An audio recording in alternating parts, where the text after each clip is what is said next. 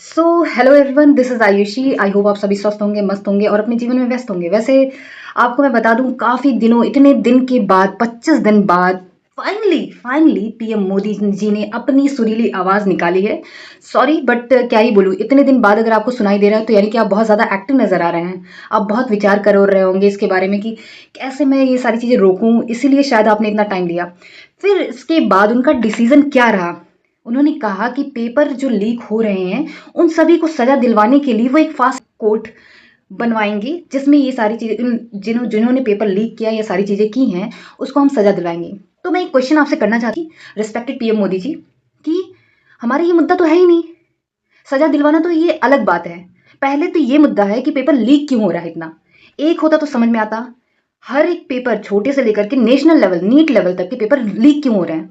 ये तभी पॉसिबल हो सकता है जब आपके पेपर लीक वाले मैटर में या जन अंदर से कोई ना कोई बाहर की तरफ, यानी कि जो सिस्टम है उसके अंदर ही कोई ऐसा होगा जो पेपर लीक करवाने में पूरा सहयोग कर रहा होगा। और ये रुक इसलिए नहीं रहा होगा क्योंकि इसमें कहीं ना कहीं उसका फायदा हो रहा होगा, इसलिए रोक नहीं पा रहे हैं। क्योंकि ऐसा नहीं है, बहुत सारी गवर्नमेंट आई हैं और उसमें पेपर लीक नहीं हुए हैं, नील के बराबर हुए हैं। तो यानी कि सिस्टम के अंडर में ही है ये, कि वो पेपर लीक करवाना चाहता है कि नहीं करवाना चाहता है।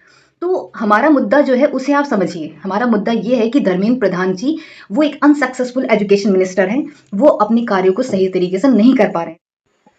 तो वो अपने कार्य को सही तरीके से नहीं कर पा रहे, तो उनका रेजिग्नेशन हमें चाहिए। क्योंकि एक होता तो समझ में आता, इतने ढेर सारे पेपर उनके रहते हुए, एजुकेशन मिनिस्टर होते हुए, जो कि एक अकाउंटेबिलिटी नहीं लेते हैं, होते हुए भी पेपर लीक हुए हैं। और इसके बाद उन्होंने, जब पेपर लीक हुए हैं ना बकायदे से, 2024 में बहुत हाई लेवल पे हुए थे, तब उन्होंने अपना स्टेटमेंट दिया था कि पेपर लीक नहीं हुआ है। तो अगर आप कुछ नहीं कर सकते हैं, इतने टाइम से जो पेपर लीक चल रहे हैं, इतने लोग चल रहे हैं, अगर आप कुछ नहीं कर सकते, अपने काम को सही से नहीं कर पाए हैं, तो जैसे बहुत सारे लोगों ने इस्तीफा दिया है इन हिस्ट्री, इतिहास में, वैसे ही आप भी अपनी पोजीशन से रिजाइन करिए। क्योंकि आप एक अनसक्सेसफुल एजुकेशन मिनिस्टर हैं। ये हमारा मुद्दा है। और इस सिस्टम को फिर से सही करिए।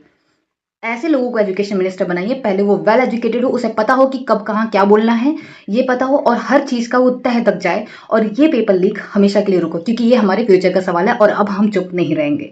सीधी सी बात है। तो मोदी जी, हमारी भावनाओं को समझिए, हम क्या कहना चाहते हैं उसे समझिए। आप अपनी बातें अब मत करिए, क्योंकि हम बहुत सारी बातें, आपके मन की बातें सुन चुके हैं ऑलरेडी।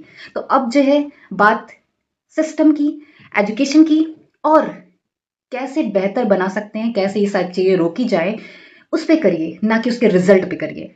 कि मतलब पेपर लीक होने के बाद हम कौन सी सजा देंगे, इस पे नहीं करना है। पेपर लीक हो क्यों रहा है, इस पे हमें बात करनी है। आई होप आप सभी समझ गए होंगे, और हमें क्या करना है आप लोग जानते ही हैं। तो जब तक ये रिजाइन ना करे, तब तक ये प्रोटेस्ट कैरी ऑन हो। मैं यही चाहूंगी यूथ से, क्योंकि आपने बहुत मेहनत की है और बहुत बड़ा प्रोटेस्ट रहा है। तो ये प्रोटेस्ट का रिजल्ट होना चाहिए, मुझे ऐसा लगता है। इसका जब तक रिजल्ट ना हो, तब तक प्लीज आप सब हटे नहीं अपने रास्ते से, और अपने टारगेट को, अपने एम को भूले ना। जिस लिए ये प्रोटेस्ट हुआ है, उसे एम तक पहुंचाएं आप। धर्मेंद्र प्रधान रिजाइन करें अपनी पोजीशन से, क्योंकि वो एक कैपेबल एजुकेशन मिनिस्टर बनने लायक नहीं है। सीधी सी बात है। जय हिंद, जय भारत।